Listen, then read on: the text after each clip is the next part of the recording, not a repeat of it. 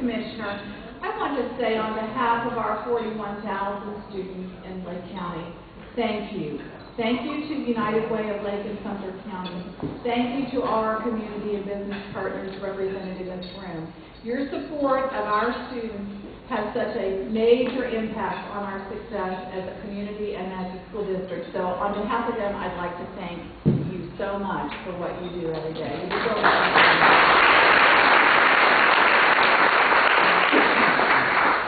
And I particularly want to thank Sue Cordova, because Sue has been such a champion for our children, and I want to personally thank her because she has been so passionate, committed, and dedicated to education and educational success, student by student, and I just personally want to thank you.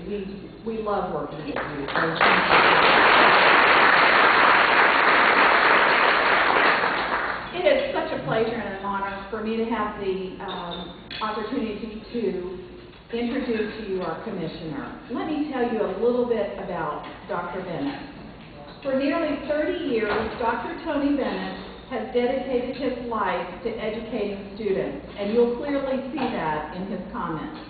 He began his career in southern Indiana as a high school science teacher and basketball coach, quickly advancing to school administration while building a reputation as a leader with talent for school management, strategic planning, and effective budgeting. After serving as a district superintendent, Dr. Bennett was elected as Indiana's Superintendent of Public Instruction in 2009. As a state superintendent, he led Indiana through its most comprehensive, student-focused education reform initiative. Focused on greater accountability and freedom, Dr. Bennett created the nation's most expansive school voucher program and saw record high graduation rates and participation in advanced placement courses and exams. I believe he believed in RUC2 ready.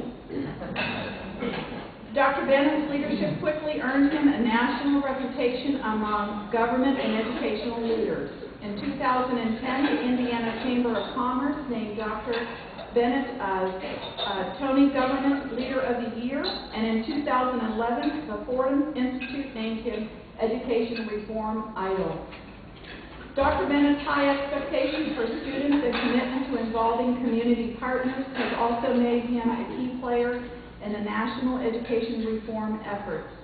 He serves on the Board of Counsel for Chief State School Officers, the Governing Board for Partnership for the Assessment for Readiness for College and for Career, known as PARC, and is a founding member and current chair of Chiefs for Change. He received his doctorate degree in education and his superintendent's license from Spalding University. He earned a certificate in certification in secondary administration and supervision, a Master's of Science in Secondary Education, and a Bachelor of Science in Secondary Education from Indiana University Southeast. Dr. Bennett is a devoted father of 4.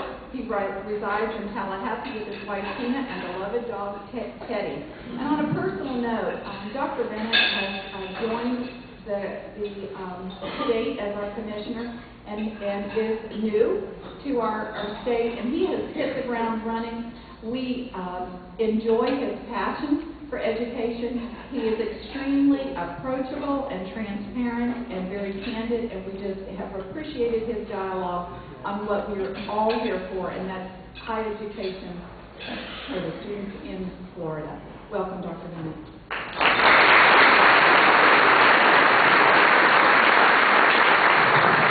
Thank you, Susan. It's great to be here with you, sharing today with you. I always kind of get a kick out of the introduction, and I'll share with you something that happened last week. My wife, for the first time, attended an event with me. It was a habit she got into of not attending when we were in Indiana, because she didn't necessarily like all the welcome we received. And so she was listening to the introduction, and they brought up our dog Bennett. And she said, "Why in the world do you have Teddy in the introduction?" I said, "Honey, he's my best friend." And she had this hurt look on her face. And she said, "What do you mean?" I said, "He's my best friend." I thought I was your best friend. Well, we'll just check. So the next day, I put her and Teddy in the car. I took them to the golf course. I played a round of golf. 4.5 hours later, I came back and I said, "Who's happy to see me?" And she's never asked again. I want to thank Susan. I have enjoyed being here in Florida immensely. Enjoyed our superintendents. Having been a high school principal, career tech ed director, and a superintendent, I'd say the toughest job in education is a high school principal. The toughest job in education. But I will tell you this, the most lonely job in education is superintendent. You have no friends. You answer to a board, and they're not sure you do anything right. You answer to a community, they're certain you don't do anything right. So Susan, I appreciate your leadership, appreciate what you're doing for your children here. I want to start my comments, and I'm going to try to be brief. To the good pastor, my daughter says to me the third B is be gone. I would like to share with you something to start my comments happening in 2009. It has truly been a career-changing moment for me. I had the opportunity to be the breakfast speaker, 7:30 in the morning, of the Future Business Leaders of America State Conference in Indianapolis. It's 2009, so you have to understand I was just elected as Indiana State Superintendent. That's what, and as Cheryl Toole can tell you, I just need to stop for a second, because I don't want to be remiss. You should be very proud of your representative, Marlena Toole. She is...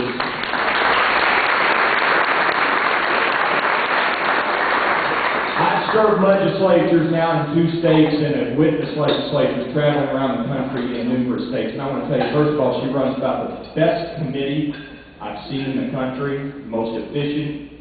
She rules are pretty tough. But she has done remarkable things for Florida's children. Again, you should be very proud of her, and I thank her for her leadership. But you can tell when you're a newly elected official because you're the breakfast speaker at 7:30. So 2009 in March, I rolled in and I gave the Future Business Leaders of America my passionate, you got to get out and do your best. This is international competition. The kids from India and China are out to kick your tails. They're going to take seats in Notre Dame and Purdue and IU, and they're just out to get us, and we've got to have you at your best. Okay, I left, got my thank you note, and in the thank you note was an invitation to come back the next year, which I was somewhat shocked. So I get back in March of 2010, and I'm greeted at the door by a young man, and he says, "Dr. Bennett, do you remember me?" And the truth was I did not. But I had seen on that screen a scrolling video, and I recognized this young man was the president of the Future Business Leaders of America. And I said, "Well, yeah, you're the president of this outfit, right?" And he stuck his hand out and he says, "Dr. Bennett, my name is William Sal. Can I give you a gift?" Now, in March of 2010, we've been very active in the education reform stuff in Indiana and plowed a lot of ground. And I wanted to ask William, is your mom a teacher? Does the gift tick? If she baked cookies, will Ross taste test them for me? But he took me over to his seat, and he got in his briefcase, and he handed me a little red book. And the book today sits on my nightstand. I've read it 2 or 3 times. And the book has a shiny cover, red, and the title of the book is this: Fierce Urgency, Education and Future Global Competition Through the Eyes of a Young Chinese Immigrant. And the author is William Zhao.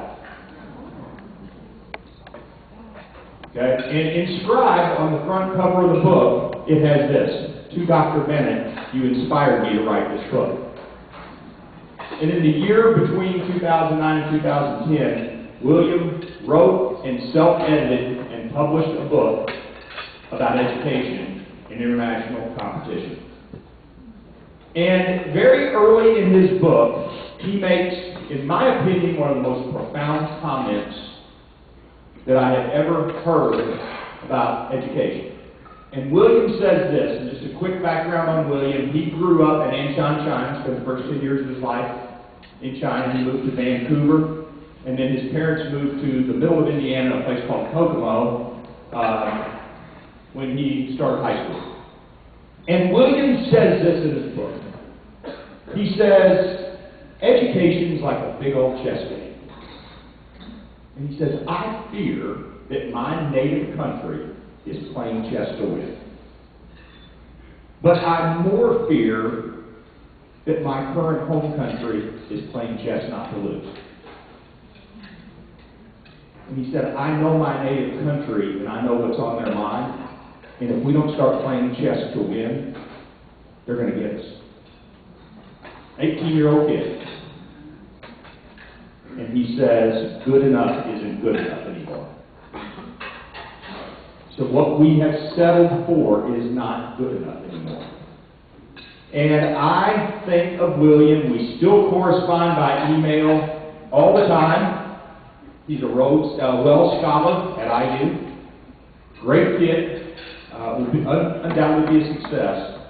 But he very succinctly has captured why we have folks like Susan Moxley working so hard, and why I think it is so important that United Way is investing in education.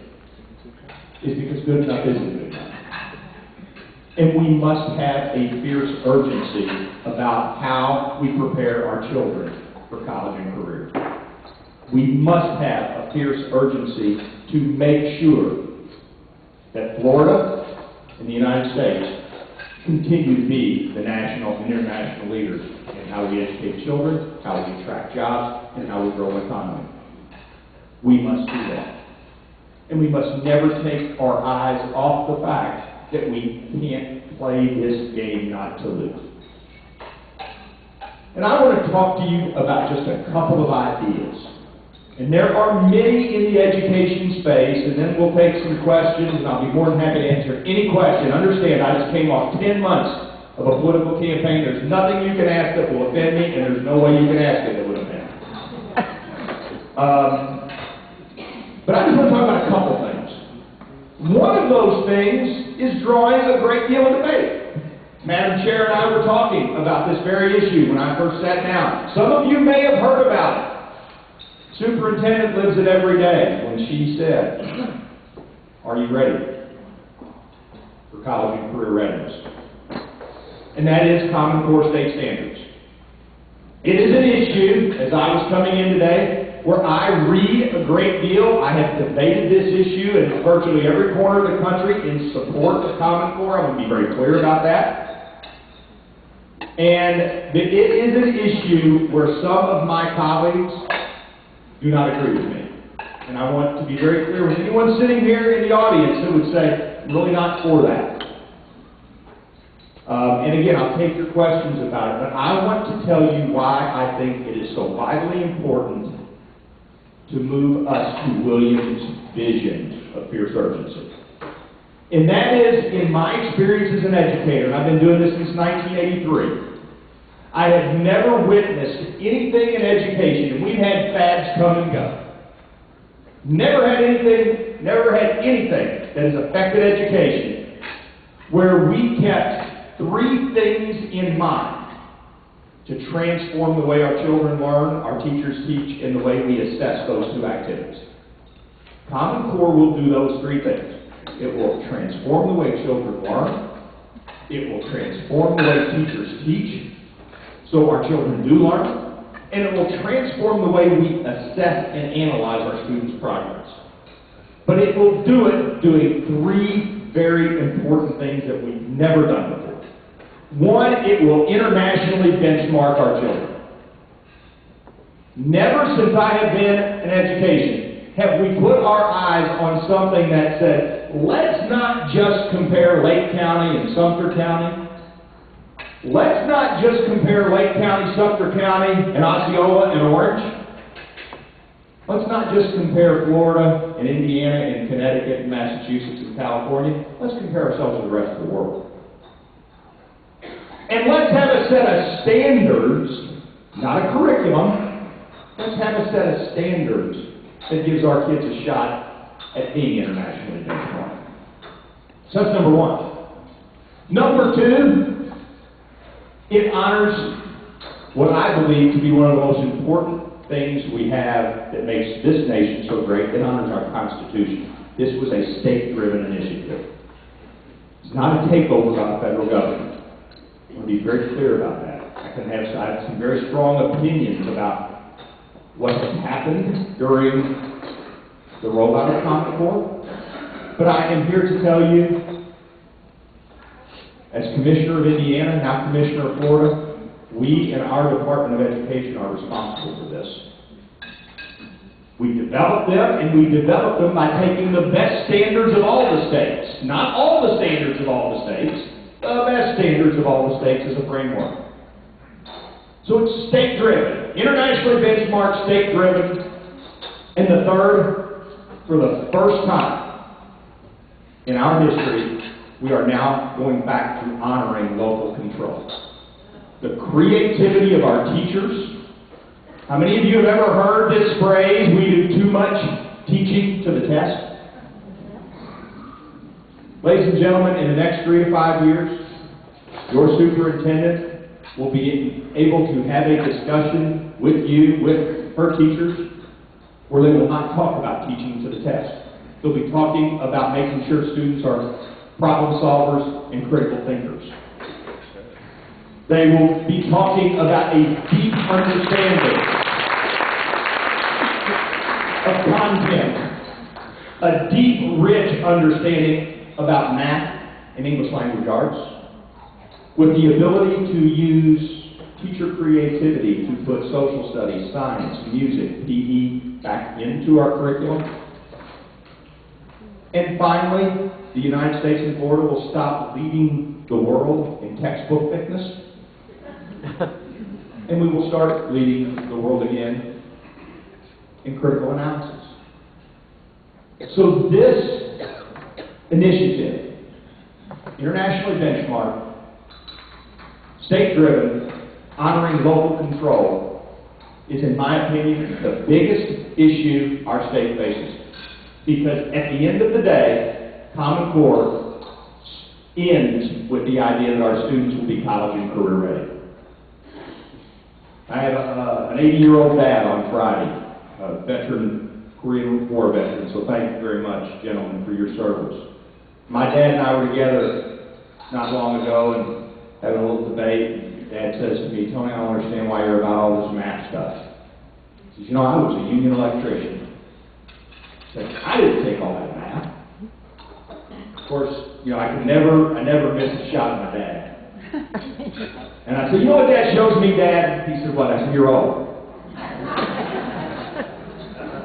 And he said, "What do you mean?" I said, "You know, to go through the International Brotherhood of Electrical Workers Union apprenticeship program, you get the equivalent of an associate's degree.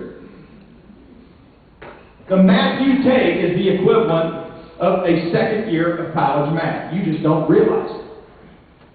It's practical, applied algebra 2. And he thought about it for a minute and goes, "Okay, that makes sense." So when we talk about Common Core, we're not just talking about all kids going to college. We're talking about the common, essential skills for a well-educated population, a college-ready population, and a career workforce-ready population to drive an economy on high-skill, high-wage jobs. And we need your help. We need your help. We need you to dispel the myths. There are a lot of myths out there. And truthfully, there are a lot of truths out there to the other side.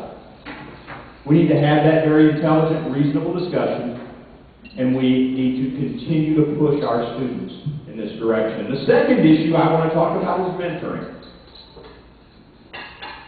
We know in education there is nothing more important other than the child's parents than an inspired and inspiring teacher.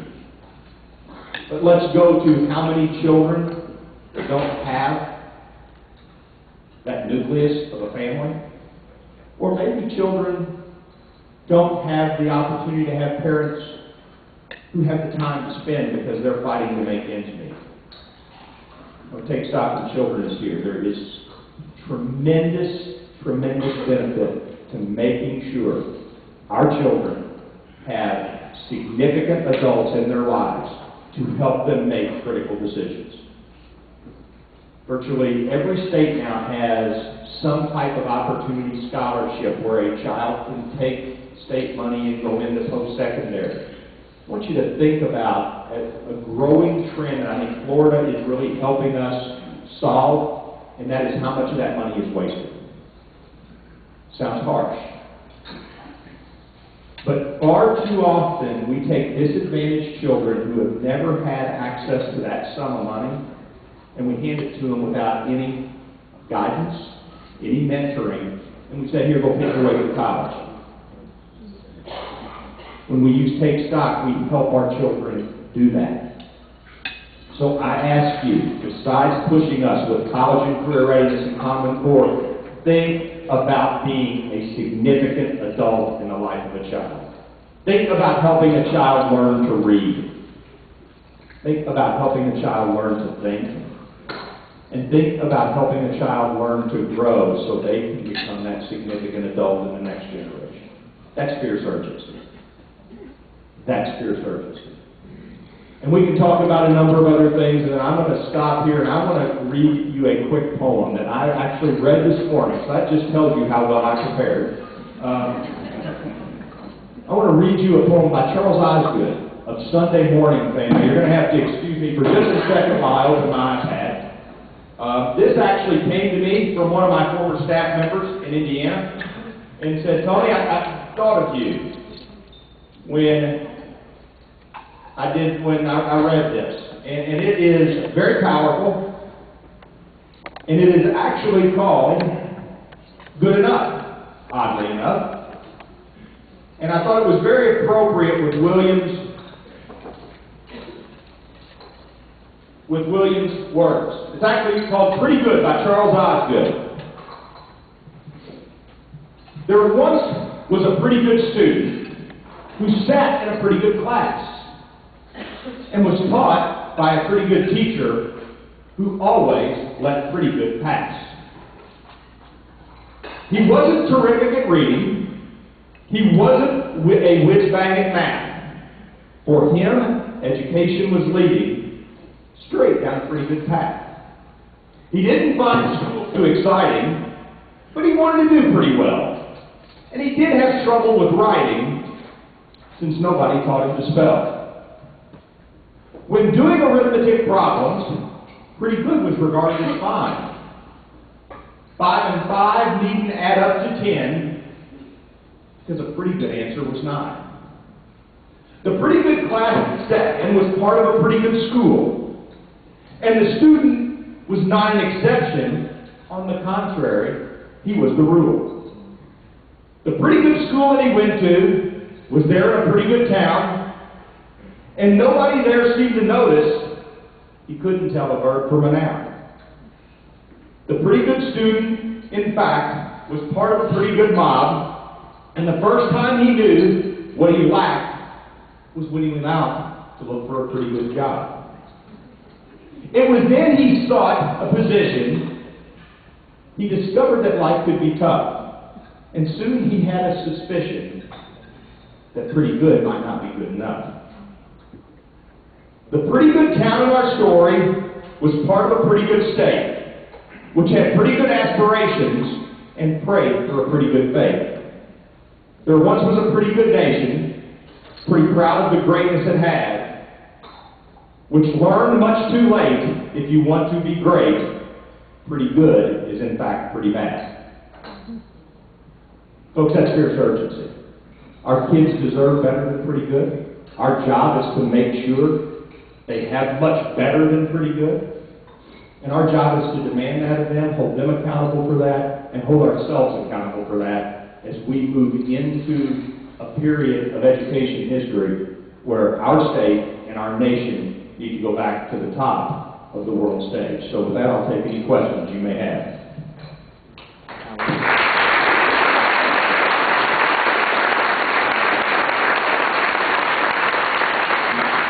And just raise your hand if you want to yell it out. I can repeat it if we don't hear it. Yes, sir, in the middle. Is there an example of a state that was struggling, that kind of took the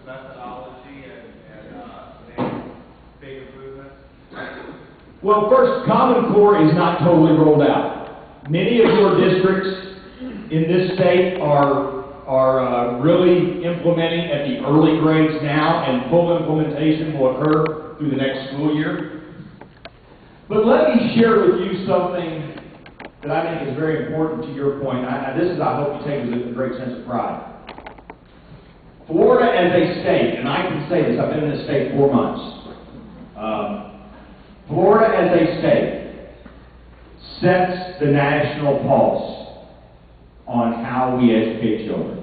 Florida, if you want to have a national discussion on how education must change, we constantly across the country look at 2 states. It's Massachusetts and Florida. And so in the era of accountability, Florida's a leader. States all across the country have adopted Florida's 8th grade grading model of schools.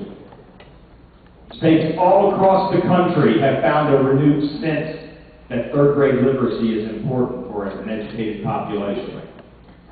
Students all across the country have taken many things that Florida has done in the last 10 to 15 years and are beginning to implement those with success. So I think what we are seeing is a movement in much of the things Florida has done, and I understand we have a long way to go here. This is not a perfect success story. But let's never forget where we started 15 to 20 years ago either. Yes, sir, in the back. Dr. Bennett, is it true that Florida is ranked 42nd in pupil expenditure? I'm sorry? 42nd? I think that is correct. Yes, sir. If that is correct, what do you propose to do about that? Well, let me that's a good question. One of the things we really need to do is work with our legislature, because I will tell you, we can have this discussion, and I can take you on the road with me, and whether you are first in the United States in per pupil expenditure or 50th, it is a very complicated discussion to which there is no good answer. I'm going to tell you this, and this is probably not the answer you want to hear, but as Susan said, one of the things you'll learn about me is I'm pretty candid. It amazed me that while we were back in Indiana, in the toughest economic times in our state's history, we cut education funding pretty significantly, and every academic indicator that we measured went up. Every academic indicator. Graduation rates went up. You heard Susan talk about advanced placement. Success went up. Indiana was second, by the way, to Florida in advanced placement performance. And our students' performance on our state's assessments went up. Now, what that tells me is this. While, you have to fund education well, and you have to fund it equitably. The most important thing we should be talking about in education funding is making sure that our fiscal decisions and our education policy decisions are connected. Are we funding what we want to get out of the system? Because many states believe that this idea of just per pupil funding, that sometimes can be considered a road to nowhere too.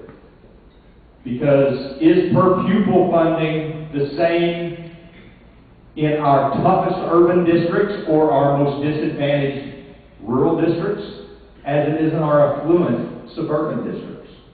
And if you look at states that have complexity indices, they too complain about that. So I guess my answer to you is I'm not sure what the right answer is when it comes to per pupil funding. I think the most important thing we can do is invest in the results we want to get. And if the results are college and career readiness, we need to have a very direct policy discussion about how we drive funding to those issues. We have one that was handed in here. Many young parents feel ill-prepared to help their children with homework. What effort is available to assist parents with this? And do we prepare parents to mentor their own children? You know, I want to answer that second one first, because, I am a grandfather of 3. And I dare to tell you that I have a set of 27-year-old triplets, and one of them has one of my grandchildren, and my my 24-year-old has the other two kids. And Tony's daughter's 2, and Lizzie's kids are 2 and 3. And I will tell you, I'm not sure either one of those kids are prepared to parent their own kids. And I don't mean that as a criticism. Because you know what? The world they grew up in, and the safety and the comfort of the Bennett's house, is not the society their children are growing up in. So I think what we have to do is go back to discussing what I believe are the most important things in our society. People can talk about the philosophy of this, and I hope I don't offend anyone. But let's just go back to the fact that our nation was built on Judeo-Christian values. And let's go back to the fact that whether this is a religious statement or not, there is probably not a greater piece of literature in American history than the Bible.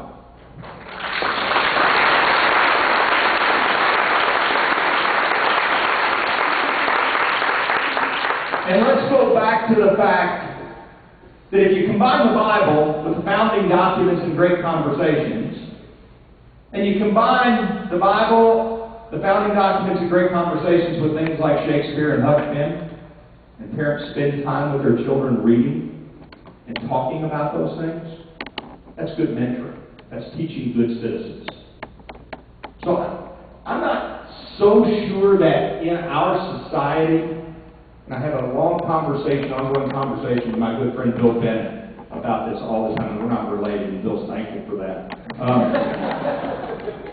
That if we really thought about making sure our society was equipping families to address society's ills, wouldn't it be really good just to start with those 4 documents? Let's just start with those. Let's talk about civics in the context of the great conversations and founding documents. Let's talk about ethics and morals in the context of the Bible. Let's talk about a love of literature. Let's talk about the unity of the family in those contexts. I think that's a way of doing this. I also want to say that thank goodness for folks like United Way for investing in the many things you invest in your communities to help families. I wish, as your commissioner, I could fly over every house in Florida, sprinkle pixie dust over the house, and have every child come from a 2-parent family that reads to their children every night and gives every child the opportunity to succeed at the highest level. The fact is, ladies and gentlemen, we can't do that. We live in a very difficult society. And as your commissioner, you know what Susan and I are going to have to spend our time doing? We have to spend our time making sure that the schools we put our most disadvantaged children in, Madam Chair was telling me about the children from the forest, we have to make sure that those schools are the best possible answers to poverty. Because I believe in my heart, and you will never convince me otherwise, we can all stand up against me on this, and you won't change my mind, that solving education doesn't start with solving poverty. Solving poverty starts with solving education.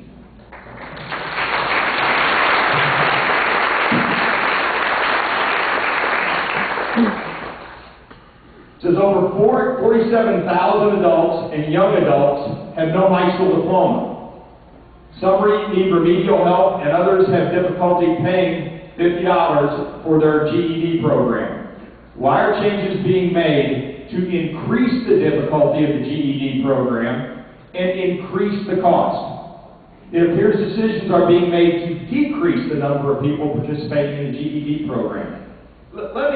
It's a great question, because I'm going to roll back the clock to 1979 when this young guy named Tony Bennett walked across the stage at Providence High School in Clarksville, Indiana. Had I not walked across the stage in 1979 and I had chosen to get a GED in 1979, I had the option of joining the United States military. Today, that does not get you in our military. I want you to think about that. This idea of increasing expectations for children, for increasing expectations for a skilled workforce, is a result of increased demand in the workforce. I maintain that putting more students in remedial classes is the worst thing we can do. First of all, there is very little question that more money spent by families on remedial courses and more time in college on remedial courses has a direct inverse relationship to college completion. Worked for a wonderful governor, as I do today. Mitch Daniels in Indiana one time stood up and told a whole bunch of people he saw remedial courses as a breach of contract. He says, we have a holy covenant in this K-12 education. We want to make sure kids go to college ready for college work. But I also want to focus on that idea of the GED, because I still want to emphasize to you that the rigor being sought today to increase the GED should be equivalent to a high school diploma. And if our goal in giving a high school diploma is college and career-ready children, our goal for GED recipients should be college and career-ready GED recipients so they can drive the economy. And that's really the reason. It is not to limit high school success. It is to increase post-secondary opportunities after high school. I think we have time for another one. We have time for one more. Yes, sir. When I was growing up in the mid-50s, you're about, you're 20 years older, or younger rather. Society was built where education was foremost. When I was growing up in the neighborhood, you didn't miss going to school. Your education was premised on what you watched on TV. It had to be educational. I remember this from my family. And so on and so forth. So you got this society at that time that was set up as a baseline for strong education. Today it's not that way. Today it's mostly entertainment, Disney World, whatever. So my question then is, to really start education, it's almost important to have the pre-K schedule going full blast. And so my question is, what are we doing in that area? Have we expanded it? How many students do we have? Where are they located? So on and so forth. Well, let me respond a second to your first point. Again, growing up in the 60s and the 70s, I would suggest to you that there's very little question society is much more complex today than it was when we were all growing up. That said, I look at my home state, my native state of Indiana, a manufacturing state. I look at what has happened to the erosion of many of the communities in the heart of that state, because many people there are probably like many people here. You could walk out of high school and get a really good manufacturing job in Indiana, most likely at one of the auto plants in the middle of the state. And guess what happened in the late 70s? They started going away. And now the education of our children requires a more sophisticated skill set. The problem to me, in context to what you said, is really more of the fact that now education has to compete with those complexities. Back then, education didn't compete with the societal complexities that we see today. My after-school entertainment was going out in the back at a park and playing basketball. That's what everybody in Indiana did. That's not the case today. And there are far too many bad distractions for children that maybe I didn't have and you didn't have. And I think what is so important for us is to make sure we invest in things like career and tech ed, to make sure we have programs that engage students so they don't drop out and fall prey to that short-term gratitude. And I think we have to do that. Now, to your second point, there is no question. We have, especially in disadvantaged communities, we have kids starting school far too far behind. And there is no greater equalizer than making sure those children have preschool education, even early childhood education, that provides them a leg up or maybe an even start with their suburban colleagues. And we are seeing an increased number of that, but there's also an increased need. I mean, the economy has not been good. And we have far more kids in our system today in need than maybe we had when we were growing up. So I will tell you that part of the Child and Family Workforce Cabinet, David Lawrence, former publisher of the Miami Herald, and I are heading a work group on this very issue. Because to Superintendent Moxley's point, we want kids to end up college and career ready at the end of the day, right? Well, if you start with that and you map backwards, you're eventually going to get to preschool. And how do we use preschool to get to college and career ready? How do we put all that on the same continuum so that all children, regardless of their race, regardless of how much money their parents have in their pockets, all kids have the opportunity to reach college and career ready? So you are seeing a renewed sense of interest. I was speaking to the Madam Chair, and she said, when we sat down, I said, what are you doing now that the session's over? She said, I'm really thinking about how we give our early learners a leg up, and how we take those programs and make those programs work for our communities. So I'm thrilled Florida continues to lead on that. I am ashamed to tell you, I came from a state that did not invest in anything beyond full-day kindergarten.